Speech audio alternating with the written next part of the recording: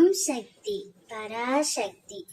என் அன்பு தங்கமே, உன்னுடைய துணையின் இல்லத்தில் இப்பொழுது சண்டை நடந்து கொண்டே இருக்கின்றது. அது என்னவென்று உனக்கு தெரிய வேண்டுமா? இதை முழுமையாக கேள் தங்கமே. நாம் கடந்த காலத்தில் நடந்த விஷயங்களை பற்றி கவலைப்படக்கூடாது. எதிர்காலத்தில் நடக்கும் விஷயங்களை பற்றி யோசிக்க கூடாது. நிகழ்காலமே நம் கைகளில் இருக்கின்றது. லட்சியத்தை அடைய விரும்புவன் நிகழ்காலத்தில் மட்டுமே வாழ்வான். பந்த பாசமே துன்பத்திற்கு காரணம். ஒருவன் இன்பமாக வாழ வேண்டுமானால் பற்றற்ற நிலையில் இருக்க வேண்டும். உன் துணையின் வீட்டில் இப்பொழுது உனக்காகவே சண்டை நடந்து கொண்டே இருக்கின்றது.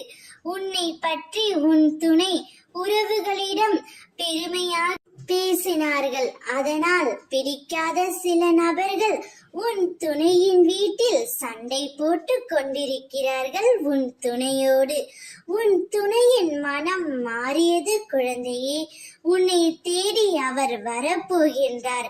உனக்காகவே அவருடைய வீட்டில் சண்டையிடவும் போகிறார். எனவே நீ கவலைப்படாதே. அவர் உன்னை தேடி நாடி வருவார்.